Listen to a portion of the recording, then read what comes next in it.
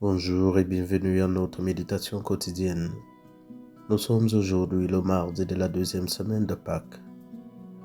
Nul n'est monté au ciel sinon celui qui est descendu du ciel, le Fils de l'homme. Les effets de l'action de l'Esprit Saint dans la vie des disciples sont immédiatement visibles. L'auteur des Actes des Apôtres raconte à nouveau de manière concise mais claire la vie de la communauté.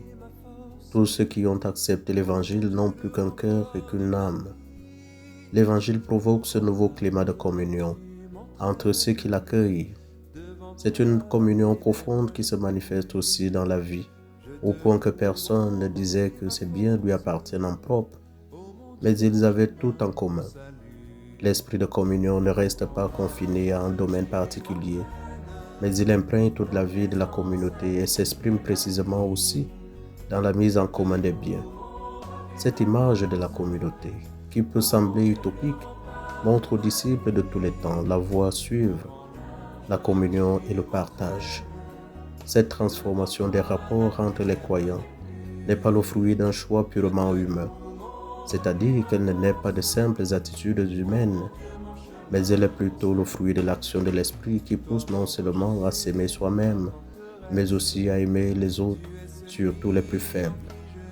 L'esprit est le véritable acteur qui fait grandir la communauté des croyants dans la solidarité.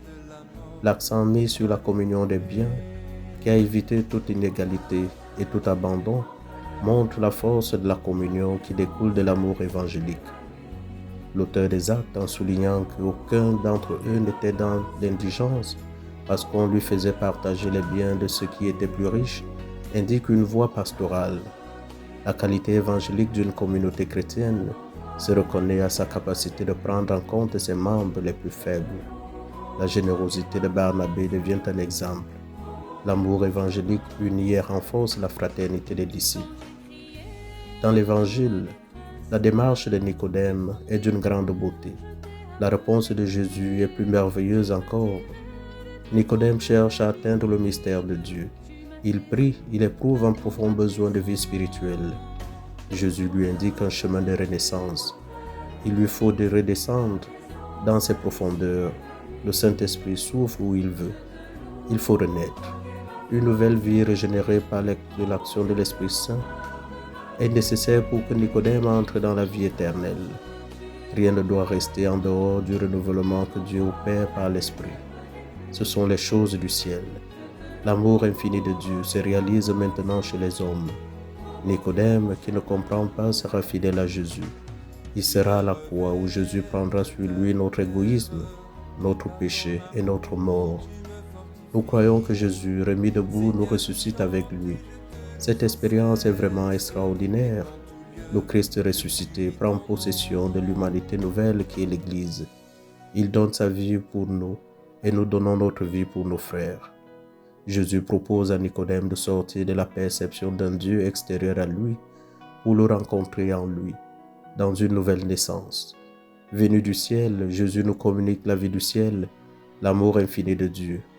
Plus j'aime Dieu, plus je me découvre moi-même et plus j'aime les personnes avec lesquelles je vis.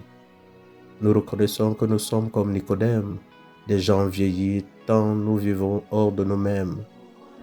Nous voyons tout de l'extérieur, nous observons le visage et le comportement de l'autre, mais nous ne voyons pas ce que Dieu opère en lui. Le chemin que Jésus nous propose est une renaissance par l'intérieur. Il nous propose un voyage au pays de l'intériorité. Trop souvent, nous cherchons Dieu en dehors, dans un ciel inaccessible. Pâques est un éveil intérieur. La victoire du Christ Jésus est en nous. Une pierre est roulée dans notre cœur qui respire un esprit nouveau, dont nous ne savons pas d'où il vient, mais dont nous ne pressentons l'existence. Dans la profondeur de notre vie humaine se trouve une vie qui n'est pas de nous, une présence qui appelle à entrer en conversation avec Dieu. Nicodème, pour naître en Dieu, doit rentrer en lui-même. C'est un mouvement de retournement vers l'intérieur. Jésus l'invite à tourner le dos à la recherche d'un Dieu extérieur, car il peut trouver Dieu en lui. Jésus suggère à Nicodème une plongée dans ses origines, là où il n'y a pas de regard extérieur. Il va le contempler quand, élevé sur la croix, Jésus nous sauve et il nous ressuscite. L'Esprit Saint nous est donné et grâce à lui, nous renaissons à une vie nouvelle et nous obtenons l'adoption filiale. La participation à la grâce du Christ nous donne de participer à la vie éternelle, à la gloire éternelle. Nicodème comprendra que naître du souffle de l'Esprit, c'est faire mourir le vieil homme en soi. C'est ne pas être occupé de soi-même. C'est à la croix que cette transformation lui sera donnée par Jésus. Cette unification de son être, Nicodème la comprendra à la résurrection. Il en sera régénéré dans tout ce qu'il est. Nicodème, qui sera au tombeau avec le Christ, le regardera vivre donné pour les autres. Jésus lui propose de le contempler et d'entrer dans sa propre expérience avec son Père.